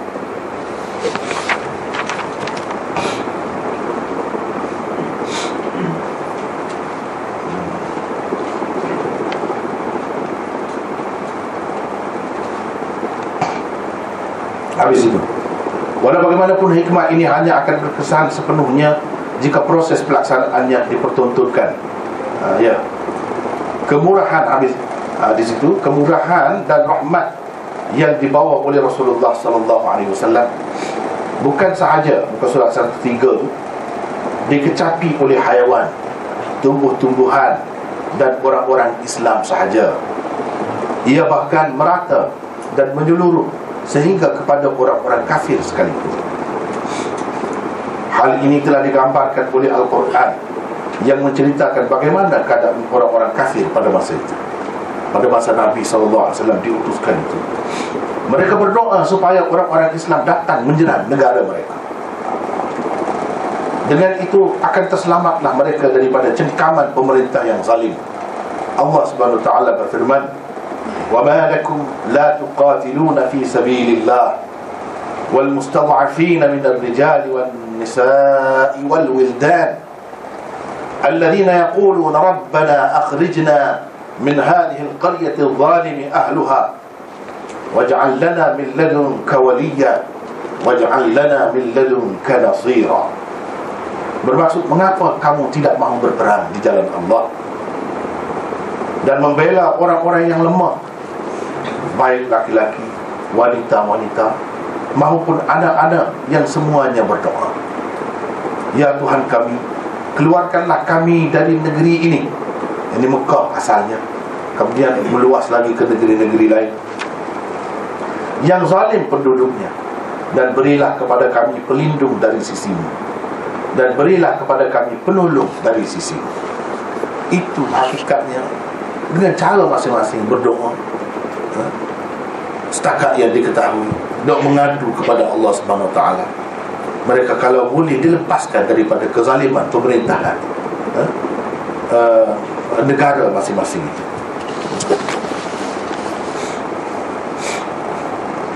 Ini kerana mereka mendapati negeri-negeri di bawah pemerintahan Islam menjalankan pemerintahan secara adil dan saksama, sedangkan mereka ditindas dengan pelbagai tekanan seperti pengutipan cukai yang terlalu tinggi, hukuman yang tidak setimpal dan adil di antara darjat dan kedudukan, dan sebagainya. Dalam arti kata yang lain, hidup di bawah pemerintahan tersebut bagaikan menjadi seorang hamba kepada pemerintah. Dengan sebab yang demikianlah perkembangan Islam menjadi amat pesat dalam sejarah. Kenapa? Jadi Islam cepat sangat berkembang ketika dia berjalan dengan betul, dengan baik, mengikut ajaran Rasulullah sallallahu alaihi wasallam. Ya Rasulullah ajar. Kenapa begitu?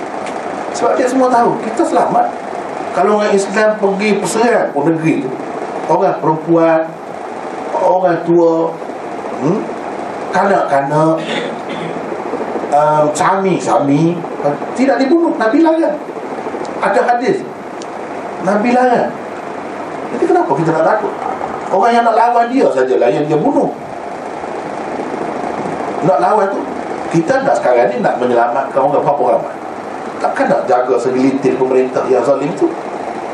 Semua dunia, manusia mana pun akan kata tindakan menceroboh. Kalau kata nak kata ceroboh, dialu-alukan kalau macam tu. Dan kita sebagai seorang yang pembela, seorang pembela, takkan nak tengok orang dizalimi, kerana nak jaga dia hati beberapa orang saja.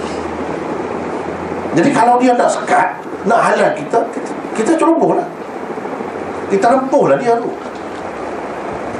Sebab apa? Dalam Islam ni kadang-kadang perang itu dibenarkan, walaupun bersifat ofensif, bukan defensif saja. Sebab tadi orang di sana sakit. Jadi kalau di tengah jalan tu duduk main-main, setelah dia pasang siren dia, kita katakanlah ambulans ke ataupun apa ni, bomba ke, ada duduk main-main, dia sedangkan dia tu dengan lajunya lah nak menyelamatkan orang di sana. Siapa kata dia bersalah kalau dia langgar? Kalau tak bagi jalan kepada dia, sepatutnya bagi jalan lah. Dia nak menyelamatkan berapa ramai orang tu, kan? Hukum dunia pun begitu. Jadi kenapa kalau Islam buat begitu dikatakan salah?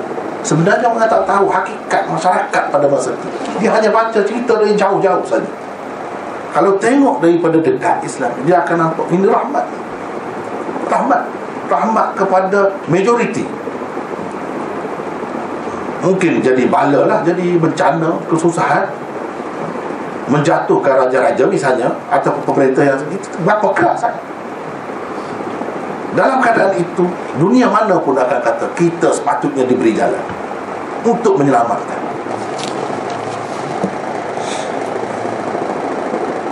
Itulah salah satu sebab rahsia di sebalik kejayaan Islam ataupun perkembangan Islam yang begitu pesat di zaman awal. Kalau kita baca sejarah kan, sampai ke zaman Sayyidina Uthman itu, hampir tiap-tiap hari jatuh negeri kafir ke tangan Islam. Dan ada saja orang masuk Islam.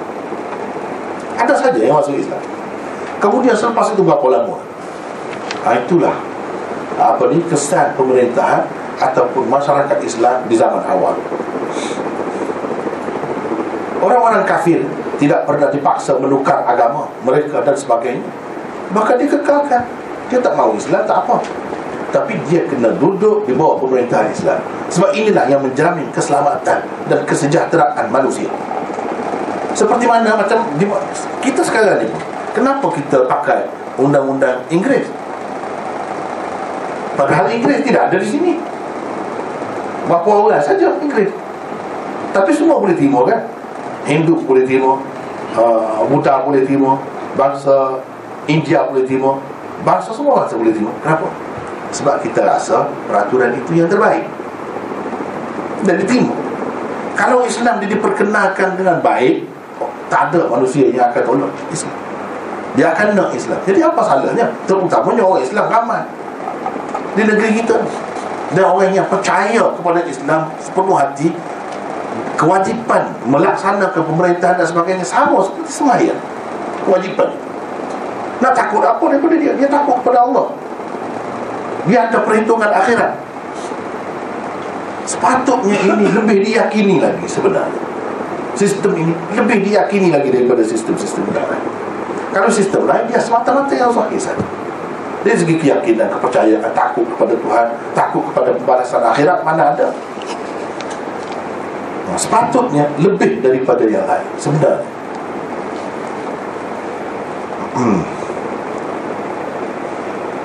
Rakyat-rakyat dan penduduk-penduduk di negara-negara kafir pada ketika itu sebenarnya mengalu-alukan kedatangan Islam.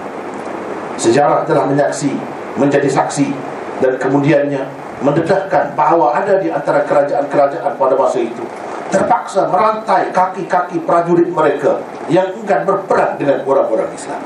Ada dalam sejarah. Dia takut lagi, dia rantai kaki. Sebab apa? Untuk apa kita nak lawan orang baik, orang yang nak menyelamatkan kita, melepaskan kita daripada cengkaman kezaliman ini? Untuk apa? Dia sedar keadaan itu. Sebab itu peperangan tersebut dipanggil Zatus Salasil. Jadi yang bermaksud peperangan rantai. Kerana dirantai, askar-askar dia tu takut lagi. Lepas tu kalau rantai nak perang macam mana kita kata dah? Yalah, mungkin masa perang tu tidaklah, dia lepaslah. Tapi masa sebelum itu boleh jadi camuk lagi. Bahkan ni dalam peristiwa ni masa perang tu pun ada juga yang macam ni. Sampai begitu sekali. Ini semua menunjukkan bahawa mereka mengalu-alukan kedatangan tentera Islam, umat Islam. Habis cerita tu. Kemudian kesesuaian maksud hadis dengan tajuknya. Ini kita bincang yang hadis ini di bawah Kitabul Wahyi. Ini hadis yang ke-berapa? Yang ke-6. Sebab Imam Bukhari ni cara dia memang begitu dah, iltizam dia. Setiap hadis yang dibawakan di bawah sesuatu bab mesti ada kaitannya, mesti ada kesesuaiannya dengan tajuk yang dibuat. Mesti ada. Cuma kita kena pandai-pandai tengoklah ini sudut mana kesesuaian, kesinambungan. Pandai-pandai kita lah. Kalau kita tak pandai mungkin kita nampak sikit. Kalau kita pandai sangat, kita nampak lebih banyak. Kalau kita baca sebuah kitab, kita dapat sedikit. Kalau kita baca banyak kitab, kita dapat banyak. Itulah keistimewaan kitab Bukhari. Walaupun sekali lagi kita dapati secara sepintas lalu maksud hadis yang dikemukakan kali ini juga tidak selari dengan tajuk yang diletakkan. Bagaimana permulaan wahyu. Itu tajuknya. Tetapi sebagaimana telah kita bincangkan dahulu, bahawa sudut kesesuaian yang dimaksudkan oleh Imam Bukhari boleh merangkumi beberapa aspek seperti makaniyah, zamaniyah, haliyah, kaifiyah, muha ilaihi dan sebagainya. Itu kena ambil kira semua. Tengok semula lah kepada nota yang sebelum ini. tengok semula ketika kita bincang ni dari sudut itu, dari sudut makaniah, di permulaan wahyu tu macam mana keadaan tempat itu, zamaniah, masa tu, zaman tu macam mana keadaan, haliyah, keadaannya, orang miskin ke, susah ke, kaya ke, senang ke, jahat ke, macam mana, itu haliyah. Kaifiyah, keadaannya. Muha ilaih, keadaan Nabi SAW yang diwahyukan kepadanya di peringkat permulaannya macam mana. Kena ambil kira dari sudut itu. Justru sudut kesesuaian dan perkaitan yang ingin dikemukakan oleh beliau di dalam hadis yang kelima ini, yang keenam ni, keenam ni, ialah perkaitannya dengan waktu mula-mula wahyu diturunkan, iaitu pada bulan Ramadan Al-Mubarak. Dan oleh kerana ingin meraihkan bulan turunnya Al-Quran itu, Jibril alaihissalam telah turun pada setiap malamnya untuk bertadarus dengan Nabi SAW. Namun sebahagian yang lain pula berpendapat habis. Jadi maknanya kaitan hadis ini dengan bab tajuk yang Imam Bukhari buat, iaitu dari segi apa ni, Quran itu diturunkan bila? Diturunkan bulan Ramadan. Dan Jibril turun pada bulan Ramadan. Nabi SAW jadi lebih murah daripada bulan-bulan yang lain. Untuk apa? Untuk bertadarus Al-Quran. Jadi Quran itu wahyu lah, ada kaitan. Dan wahyu, untuk menjaga wahyu perlu dijaga disiplin yang tertentu. Misalnya dengan mengulang baca Quran, nak bagi betul bacaan itu, nak bagi faham maknanya betul-betul, perlu diulang-ulang. Dan itulah yang dilakukan oleh Nabi SAW, seperti yang digambarkan di dalam hadis ini. Adapun Quran itu sendiri mula-mula turunnya di bulan Ramadan juga. Ini cerita bulan Ramadan lah. Jadi kenapa Nabi SAW murah sangat pada bulan Ramadan? Sebab dia mengenangkan bulan itulah turunnya Al-Quran yang menjadi rahmat, hujah rahmat kepada manusia. Jadi suka lah manusia ni, kalau dia dapat benda yang dia suka kan, dia jadi murah lah. Dia nak belanja apa yang kita katakan dalam masyarakat kita, nak buat kesyukuran itu, kesyukuran ini, sebab suka lah. Begitu juga dengan Nabi SAW. Ada di sudut itulah kesesuaiannya.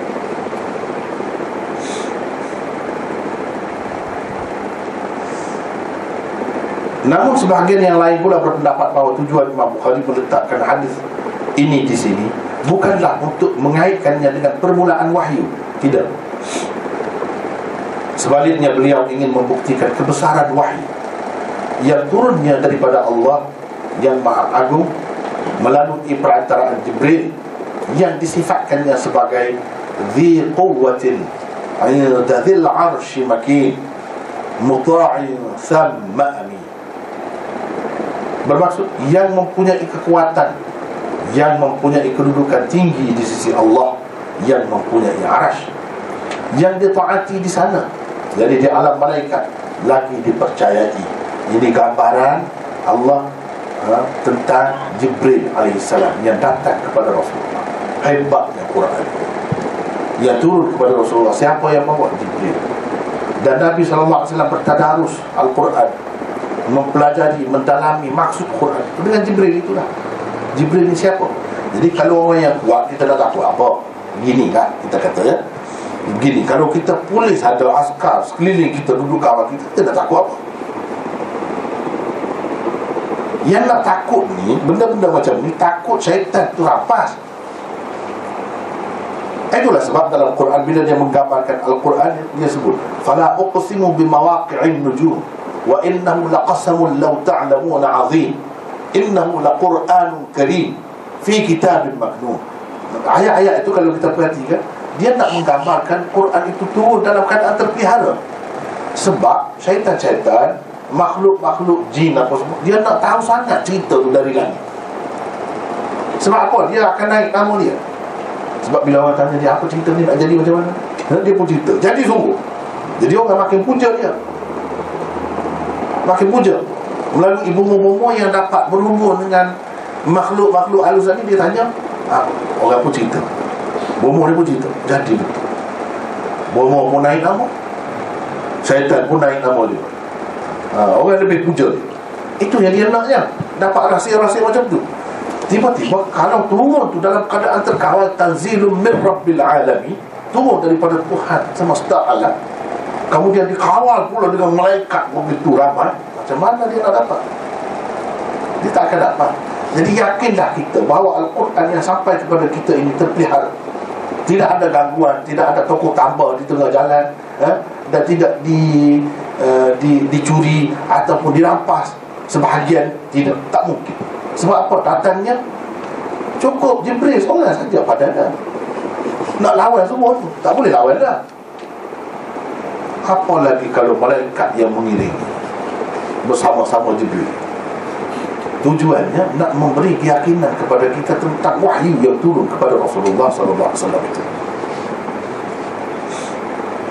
Turunnya pula kepada seorang Nabi yang mempunyai sifat sangat pemurah. Jadi dalam keadaan pemurah macam ni, bolehkah kita kata dia ada nak sembunyikan sesuatu untuk keluarga dia kan? Untuk sahabat andai dia saja? Tak ada. Kalau ada orang kata itu pembohong. Dia kata Nabi SAW bagi ini, ilmu ini kepada Sayyidina Ali saja misalnya. Sayyidina Ali saja. Jadi sahabat-sahabat yang lain dia tak bagi. Kenapa? Di mana sifat murah dia tu? Orang yang murah tak ada sembunyi-sembunyi macam tu. Orang yang kedekut macam tu. Nabi ni kita sudah tahu sifat dia sangat pemurah. Apa lagi yang berkait dengan tanggungjawab dia, amanat daripada Allah, tu apa dia sembunyikan? Bahkan jadi salah dia. Wa illam taf'al fama ballaghta risalatah. Allah SWT suruh dia sampaikan apa yang diturunkan kepadanya. Kalau kamu tak buat macam tu, berarti kamu tak menyampaikan mesej daripada Allah SWT. Jelas sebut dalam Quran. Dalam keadaan ada ancaman macam tu, takkanlah Rasulullah SAW ada nak menyembunyikan sesuatu. Kalau Quran jauh sekali nak sembunyi. Kalau hadis, apa sebab dia nak sembunyi? Jadi akan timbul banyak kemusyrikan yang lain kalau kita timbul. Misalnya Sayyidina Ali seorang saja yang layak, yang lain tak layak semua. Takkanlah sahabat-sahabat ni tak layak semua? Sayyidina Abu Bakar, Sayyidina Umar di mana? Satu. Yang kedua, kalau orang tu, guru tu dia betul-betul pandai, dia betul-betul seorang yang hebat, dia boleh melahirkan pelajar-pelajar yang hebat dulu. Maknanya Nabi tak pandai. Sebab itu anak murid, dalam ramai-ramai anak murid, hanya seorang saja yang layak menerima ilmu. Adakah patut? Ini akibat dia. Kadang-kadang orang tak fikir akibat tu. Dia senang cerita, senang cerita bahawa ilmu tu sebarkan di kalangan orang ramai, kemudian jadi punca kesesatan, punca kecelaruan. Dia tak sedar. Kenapa akan jadi macam mana kalau kita tidur? Jadi Sayyidina Ali pun dalam ramai-ramai anak murid dia tu tak boleh dia nak turunkan ilmu dia. Adakah patut ilmu hakikat? Kalau nak turunkan, pergi kepada Hasan Basri yang tak pernah dia jumpa. Macam mana? Tapi dia sudah bagi jalan keluar dah. Jalan keluarnya ini alam rohani. Jadi Sayyidina Ali boleh berhubung dengan orang tak lahir lagi pun boleh. Orang tak lahir lagi, orang yang tak pernah dia bertemu pun boleh. Ini alam rohani. Kamu tak faham, orang syariat, orang hadis tak faham. Nah, ini satu kekeliruan. Satu kekeliruan. Di mana ada sebut benda-benda macam ni? Sebab itu kita tak boleh terima. Tak boleh terima. Habislah di situ. Kemudian antara pengajaran, pedoman dan panduan yang dapat diambil daripada hadis ini ialah satu, keelokan bermurah hati. Sifat murah hati ini sangat mulia dan ia adalah sifat Rasulullah SAW, khususnya di bulan Ramadan. Lebih-lebih lagi apabila bertemu dengan orang-orang saleh. Bila bertemu dengan Jibril kan, dia lagi murah. Nabi SAW. Yang kedua, untuk mendapat kelebihan dan keutamaan, orang-orang saleh hendaklah diziarahi dan didampingi sentiasa. Ini punca kita mendapat rahmat daripada Allah SWT. Kalau nak dapat rahmat, nak dapat keredaan Allah, kenalah dampingi orang-orang yang saleh, orang-orang yang baik. Nabi SAW yang dia berjumpa bulan Ramadan, dua tu habis masa dua tu. Selain daripada kerja-kerjanya yang lain lah, terutamanya malam. Malam memang banyak. Disebut dalam hadis-hadis dengan Jibril lah dia. Yang ketiga, Nabi SAW adalah seorang yang sangat pemurah. Sifat pemurah baginda bertambah-tambah lagi di bulan Ramadan. Pahala pun diganda-gandakan. Dalam bulan Ramadan ni pahala kita diganda-gandakan. Yang keempat, Al-Quran hendaklah dibaca dengan lebih kerap dan lebih banyak di bulan Ramadan. Ini sunnah Nabi SAW. Tak ada siapa pun lain, tak ada siapa pun bantah. Ini langsung tak ada kena-mengena dengan bid'ah apa tak ada. Semua setuju. Sepatutnya kita buat benda yang semua setuju, tak ada khilaf. Yang kelima, bertadarus Al-Quran di bulan Ramadan adalah sunnah Rasulullah sallallahu alaihi wasallam.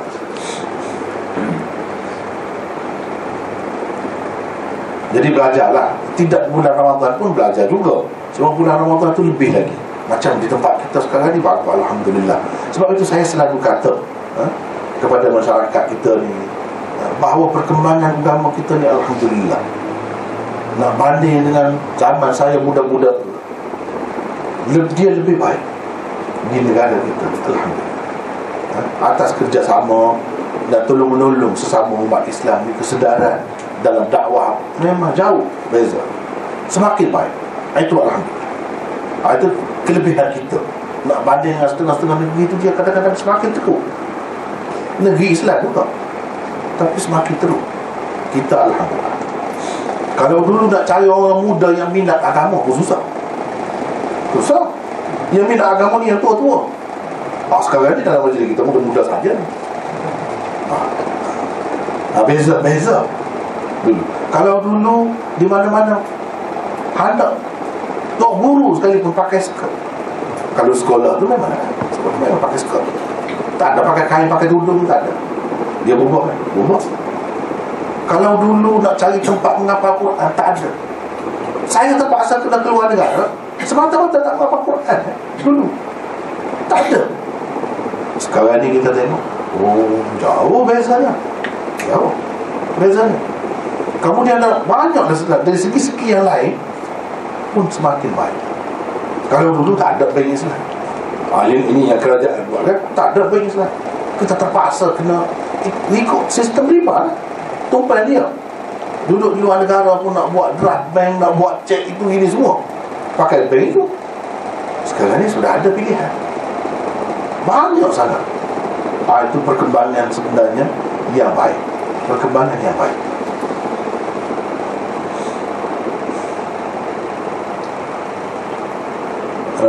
Yang keenam, Jibril sentiasa datang kepada Rasulullah SAW, terutamanya di bulan Ramadan. Tujuannya tidak lain dan tidak bukan melainkan untuk memperkemaskan bacaan Al-Quran. Rasulullah SAW memantapkan ingatan baginda tentang tertib ayat-ayatnya dan menimbulkan suasana pemahaman dan penghayatan makna-maknanya yang tersirat. Jadi dia datang itu bukan saja warattilil Qur'ana tartila, bacalah Quran secara tertil. Itu macam mana? Jibril mari baca macam ni. Makna dia apa di sebalik ni? Suasana tu pun dia cerah fikiran. Ruh Rasulullah SAW tu jadi segar, dan dia dapat faham sebanyak mungkin makna yang tersirat di sebalik Al-Quran. Suasana bersama dengan guru dia Jibril. Dan tertib Al-Quran, sebab Quran itu tidak mengikut tertib seperti yang ada. Jadi Nabi SAW diajarkan, dia hafal. Nabi SAW hafal, baca depan dia, ini tertib. Dia mengesahkan dan dia baca, gini tertibnya. Padahal di dalam satu surah tu, ini beberapa ayat ni dulu, ini ayat ni kemudian tak teratur. Inilah masanya diatur, dan Nabi SAW ingat dengan itu.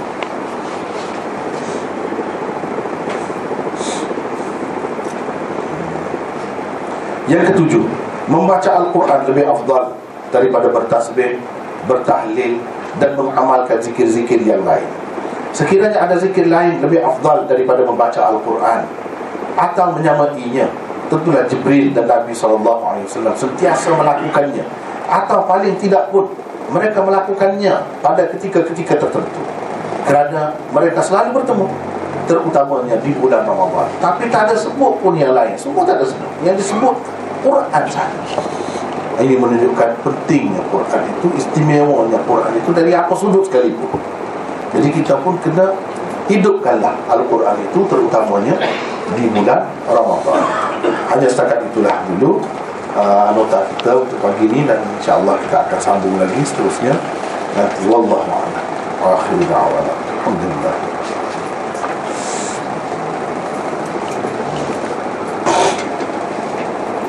Ya, dalam bacaan itu Ustaz, antara Jibril dengan Nabi itu, dia baca pada teks kau baca macam mana Ustaz? tak ada sebut pula di situ. Tak ada disebut. Boleh jadi kedua, boleh jadi kedua-duanya pun boleh jadi. Sebab seperti dalam hadis yang mula-mula kan, dia suruh baca macam ada sesuatu kan, kita sudah bincangkan. Jadi ini pun mungkin juga lebih jelas sebenarnya kalau ada benda macam tu. Jadi boleh jadi kali ini pun begitu juga, tapi di dalam hadis ini tak ada sebut macam mana cara.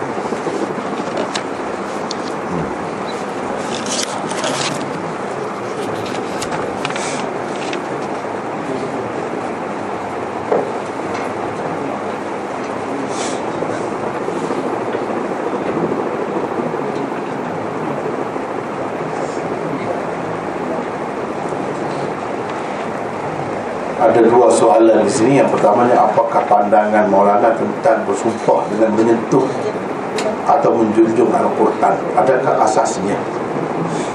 Dari segi sebenarnya, dari segi sumpah yang diajar oleh Rasulullah SAW tak mesti begini.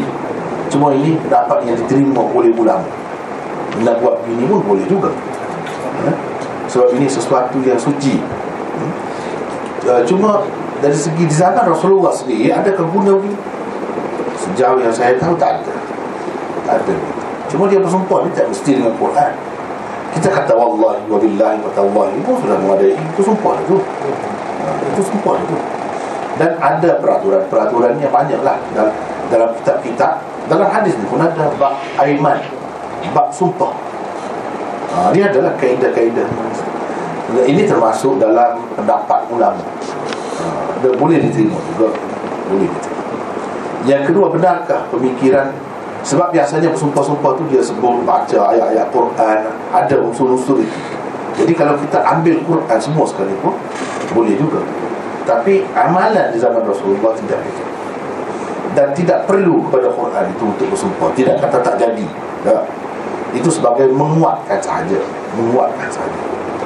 Yang kedua, benarkah pemikiran fiqh dua tokoh tafsir Indonesia, iaitu A. Hasan dan M. Quraish Shihab, terdapat elemen liberalisme? Saya tak pasti ya. Sebab saya pun A. Hasan tu tahu juga, tapi tak baca sepenuhnya juga. Tapi kalau M. Quraish Shihab itu saya langsung tak pernah tengok pun. Dia kecil gitu jugalah ya. Wallahu a'lam. Saya tak pasti. Tetapi mereka ini ya terutamanya A. Hasan, sejauh yang saya tahu, dia ada pendapat dia tu terbuka sangat dari segi fiqh. Dan itu sebenarnya dari segi kaedahnya tak salah. Cuma pendapat dia, kalau kita rasa tidak sesuai, ada pendapat lain yang lebih kuat, jangan pakai, sudah. Itu pendapat dia. Dan ada beberapa pendapat dia yang ganjil, bercanggah dengan jumhur ulama Ahlus Sunnah wal Jamaah. Antaranya, dia mengatakan azab kubur itu tidak ada tersendiri, azab yang berasingnya tidak ada. Tapi nak kaitkan dengan liberalisme, rasanya itu pendapat dia saja. Sebelum itu pun sudah ada pendapat begitu sebenarnya. Tapi pendapat yang dia kata tidak ada azab kubur apa itu tidak kuatlah sebenarnya. Tapi banyak, kalau sumbangan dia setakat yang saya tahu kepada umat Islam, banyak sangat jasa-jasanya, kebaikannya banyak. Dan pendapat bebas itu, itulah sepatutnya sebenarnya.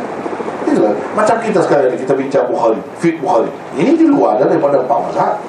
Dan Hasan yang sejauh yang saya tahu, dia tidak terikat dengan mazhab. Mana-mana yang dipikir sesuai, yang dia rasakan kuat, sesuai, itulah dia utamakan. Itu satu pendapat yang bagus sebenarnya bagi saya, sehat itu. Tapi encourage tu saya tak pasti. Saya tak tahu. Allah.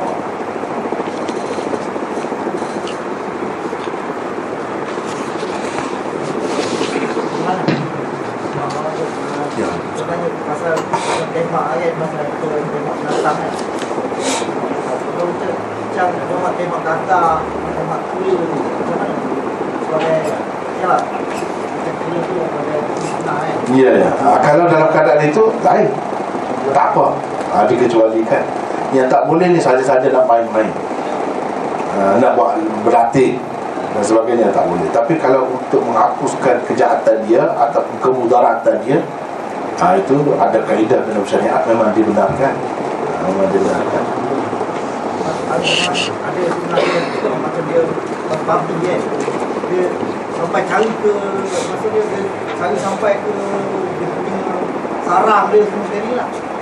Kalau dia macam dia right, kita tak kacau sampai ke tengok keadaan lah. Adakah perlu sampai begitu? Adakah perlu sampai begitu? Kalau sampai menghapuskan, itu tidak dibenarkan dalam agama. Tak dibenarkan. Walaupun benda tu kita kata najis, yang berat sekalipun, tak boleh dihapuskan. Itu umat Nabi SAW sebut sebagai umat yang Allah SWT cipta, ada hikmah, mesti ada, dan kita kena gegarkan. Adapun zaman Nabi Isa, dikatakan bila Nabi Isa datang, dia bunuh itu sebagai reaksi dan tidak balas dia terhadap perbuatan, nak menyatakan tak setujunya, marahnya kepada orang-orang pengikut dia yang mendakwa pengikut dia tu, orang-orang Kristian tu. Pada asalnya memang tak boleh orang Kristian pun dalam agama dia, tapi dia ubah. Dia ubah sampai babi tu boleh makan. Sekarang ni memang makan. Jadi dia sebagai tidak balas dia, nak menyatakan tak setuju dengan perbuatan orang-orang yang mendakwa sebagai pengikut. Itu sebab dia bunuh. Mana bersifat semasa, bersifat juz'i, bukan bersifat menyeluruh. Seperti kita sekarang ni, bila ada kita kata selsema burung, dan lain-lain lagi, virus-virus yang tertentu tu, dia melarat kepada manusia melalui binatang-binatang tertentu. Dalam keadaan itu, kita itu tak apa. Yang tak bolehnya kita hapuskan terus semua sekali, itu tak boleh. Tapi kalau yang bersifat setempat atau kerana ada sebab-sebab tertentu, itu lain.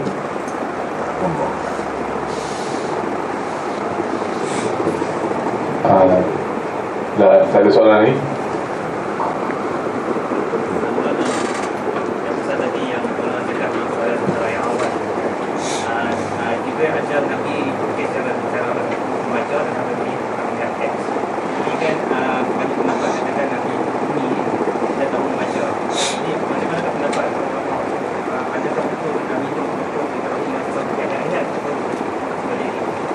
Itu sebenarnya kita sudah bincang dengan panjang lebar dalam nota yang keberapa? Yang pertama ke yang kedua? Yang pertama, yang kedua. Sudah ada bincang dengan panjang lebar di situ, sila baca situ. Dan pendapat saya lebih cenderung ke mana? Di situ. Ini masalah khilaf lah, ada pendapat beza, masing-masing lah, tak kisah. Tapi kalau bagi saya tidak ummi sampai ke akhir hayat.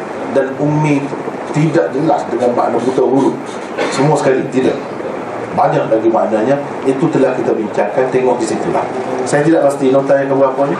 Yang kedua yang kedua ataupun yang ketiga, lebih kurang itulah. Tengok situ. Allah.